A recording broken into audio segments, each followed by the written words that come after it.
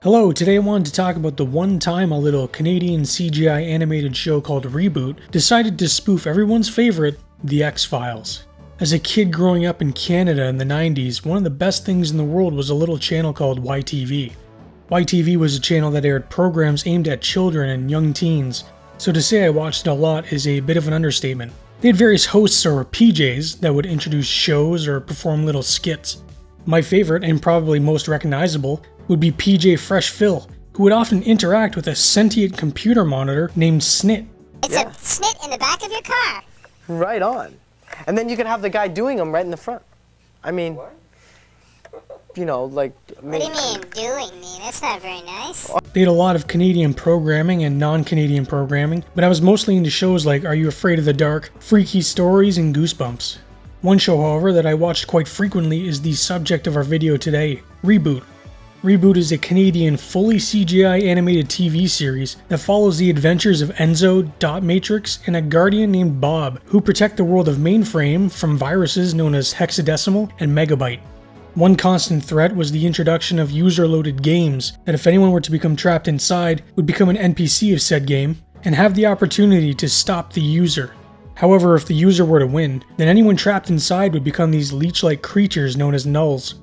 Each new game would offer up entirely new obstacles and areas for our characters to contend with, and oftentimes would be straight up references to films or TV shows, like the time they blatantly referenced the Evil Dead series. I mean, what kind of sick creature gets enjoyment out of playing this sort of game? But these were mostly one-off gags that didn't really affect the plot of the show, unlike the episode we're going to be looking at today called Trust No One, which is a straight-up spoof of the X-Files. The show begins on level 31, which is like the seedier side of Mainframe. Behind Al's diner in the alleyway, one of his waiters is taking out some trash. And who is Al exactly?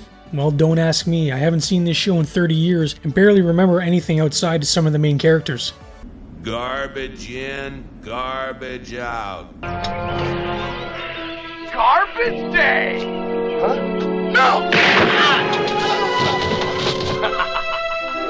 Next, there's like an eye that opens, so something is stalking our waiter here. I love the early wonky CGI too. I think it still has its charm all these years later. The waiter is then attacked and the title of the episode is shown looking very X-Files. Then we cut right to a butt entering another diner, and I feel like this probably awakened some things early on. Her name is Mouse, and Guardian Bob asks her if she would like an energy shake. Cecil, 2 energy shakes, please. And it seems as though I just cannot escape both Bob and Cecil. Then one of these robot police dudes comes running in to tell the chief of another abduction in level 31. Must be an X-File. Enzo, who is one of a handful of characters I do remember, comes in to tell Bob his sister Dot has gone missing as well. Everybody seems to know about the abductions except for Bob, who is the one person that probably should know about them. Bob decides he's going to level 31 alone, and Mouse is acting all weird like she's up to something.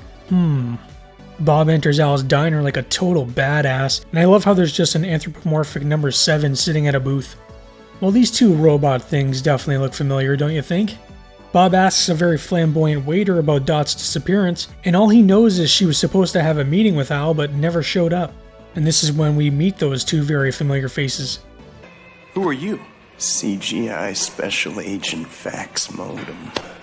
CGI Special Agent Data Nully. Yes, that's CGI Special Agent Fax Modem and Data Nully. And yes, Data Nully is voiced by Gillian Anderson. It would have been great if Fax Modem were voiced by David as well, but we can't have everything. So Bob and the agents are going to have a little chat about the missing residents. Then we have a news report of the abductions by an anthropomorphic television. Canadian TV is just weird, people. Mouse arrives and the number 5 just casually walks by. She says she found another victim, so clearly she's the one doing the abductions. Back with the agents and Bob, and they tell him it's Mouse doing the abducting, when we literally just saw her say that she found another victim. All evidence points to Mouse. We have eyewitnesses who will testify to her being on or near the scene of each abduction. Bob seems reluctant to believe, however, because I think he has a thing for her, and after that booty shot, I can see why.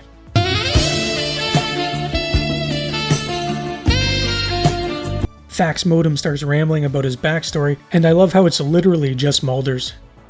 When I was just a little node, I saw my sister taken by a strange creature. Data Nully, however, thinks they should come up with a plan to find whatever is committing the abductions. Look, this isn't getting us anywhere. What we need is a plan, not theories. You remind me of somebody. Sure, fine, whatever. Then a pop-up window appears with the latest news on another missing resident. This time, an innocent numeral, number 5. The report is wrapped and poor TV guy's camera crew is taken, along with himself immediately after. Bob and the agents hear all the commotion and head to the scene where they confront Mouse. Hold it! CGI! I never thought they would pull guns in this show, but apparently anything goes in the 90s. Luckily for Mouse, she has her trusty ankle katana that slices right through them. In typical guy fashion, Bob lets her go after she plants a smooch on him. But like a lot of weirdos today, Bob plants a tracking device on her. They wake the TV guy back up, and I love Fax Modem's Mulder impression. Calm down. Bob is flying around on his sweet hover disc tracking Mouse when he contacts a racial stereotype named Fong. What is it? Have you found Dot? I eat rice and I drive a really slow just like the rest of you. I'm not a stereotype. Alright, so the thing that they're looking for is some kind of web creature. My guess would be a Reddit moderator. Mouse comes to an elevator shaft of some kind and decides to slide down it, where she comes to an area filled with cocoons or egg sacs of some kind.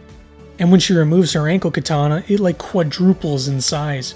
So she finds Dot inside one of these pods, and I'm wondering if the Wachowskis watched Reboot and took this idea for The Matrix.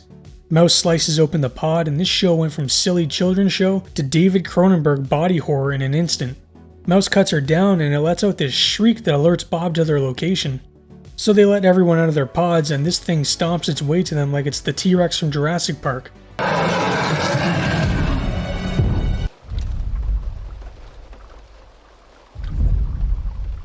And what in tarnation is that? Okay, now you can't tell me that thing doesn't look like the Sentinels from The Matrix. Maybe not the face, but those tentacles for sure. It kinda grabs Dot, I guess. The animation is rather wonky, but it's the early 90s, so I'll let it pass. Thank God Modem and Nully are there, though, as this thing doesn't like flashlights apparently. No. Mouse calls for backup from some guy named Turbo, and he looks like M. Bison from Street Fighter, just without his hat.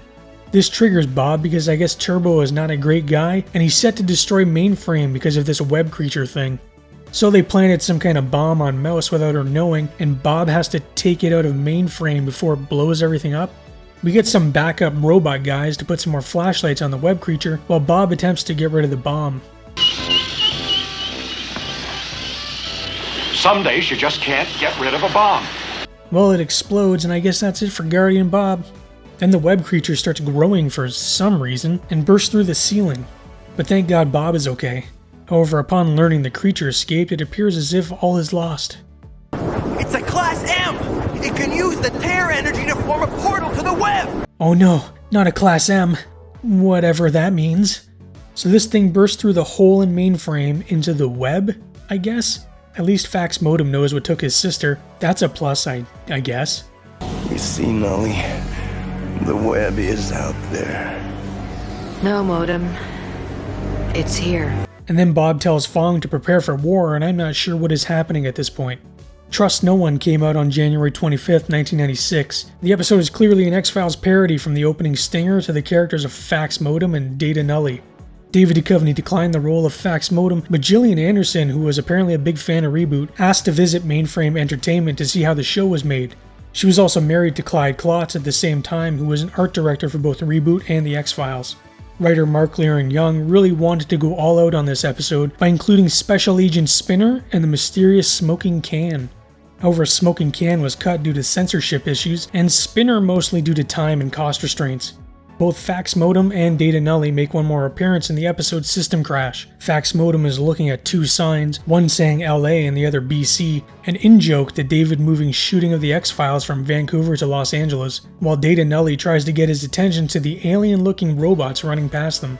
Well, I hope you enjoyed today's video. Let me know down in the comments if you have any memories of this show or episode and what you thought of it.